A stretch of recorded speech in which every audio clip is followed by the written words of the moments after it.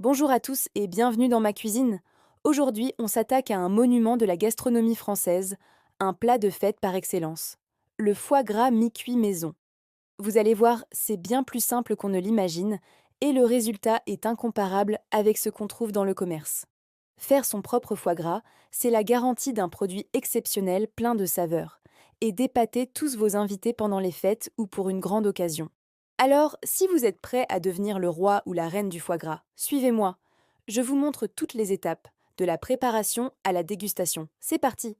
Pour commencer, parlons de l'ingrédient star, le foie gras de canard cru. Pour cette recette, qui convient pour 6 à 8 personnes, il vous faudra un beau foie d'environ 450 à 550 grammes. La qualité est primordiale, donc choisissez-le de préférence extra, avec une belle couleur uniforme et une texture souple au toucher. Le mien a déjà été déveiné.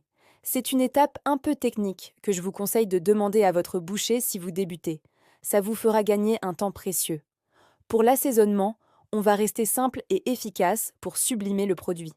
On aura besoin de 7 g de sel fin, 2 g de poivre fraîchement moulu, c'est bien meilleur, et un petit gramme de sucre qui va agir comme un exhausteur de goût et adoucir l'ensemble. Pour ceux qui aiment parfumer leur foie gras, vous pouvez ajouter 1 ou 2 cuillères à soupe d'un alcool comme du cognac, du porto ou de l'armagnac.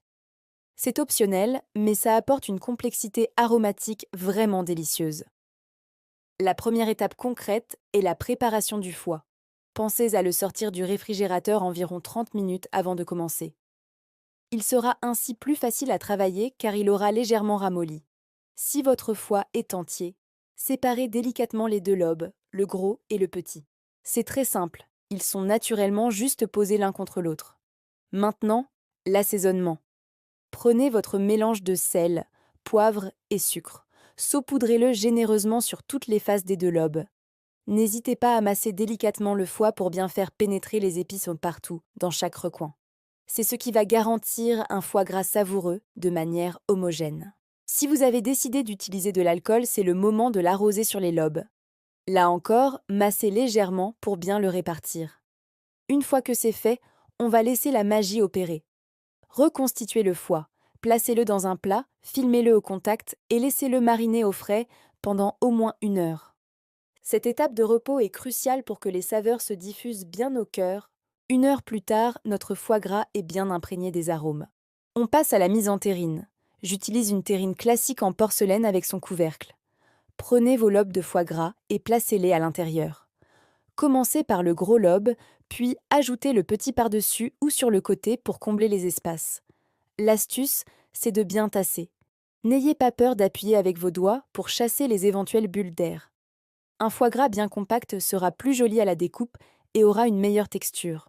Une fois que c'est bien tassé, la surface doit être à peu près lisse.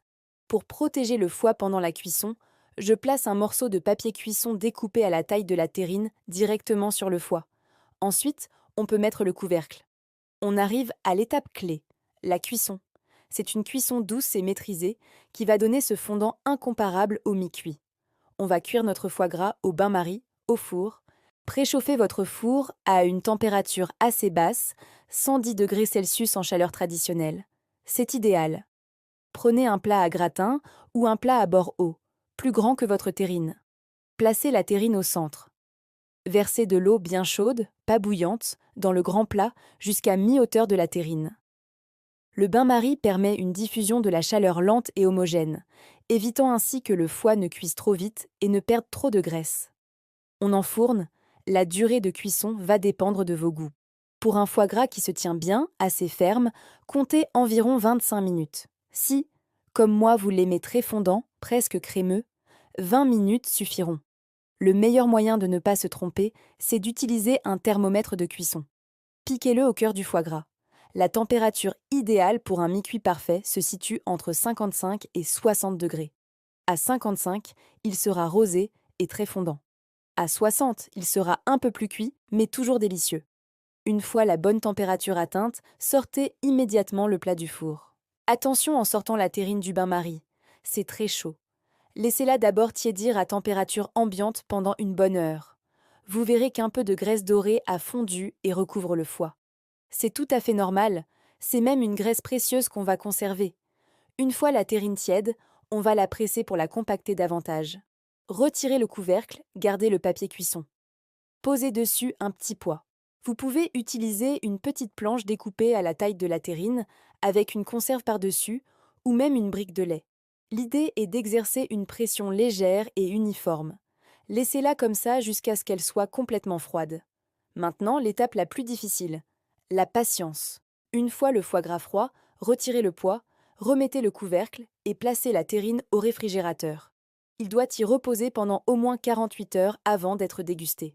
Je sais, c'est long, mais cette étape est absolument indispensable. C'est pendant ce temps de maturation que tous les arômes vont se développer, se mélanger et s'harmoniser. Le foie gras va gagner en complexité et en saveur. Croyez-moi, ça vaut le coup d'attendre. Après 2 jours d'attente insoutenable, le grand moment est arrivé, la dégustation. Pour démouler votre foie gras, passez rapidement la lame d'un couteau trempé dans l'eau chaude sur les bords de la terrine. Puis retournez-la sur une planche. Il devrait glisser tout seul. La graisse jaune qui l'entoure le protège de l'oxydation. Ne l'enlevez pas entièrement. Juste un peu si vous voulez une présentation plus nette. Pour le trancher, utilisez un couteau à lame fine sans dents que vous tremperez dans l'eau chaude entre chaque tranche. Ou encore mieux, une lyre à foie gras. Vous obtiendrez ainsi des tranches parfaites. Alors, avec quoi servir ce merveilleux foie gras maison?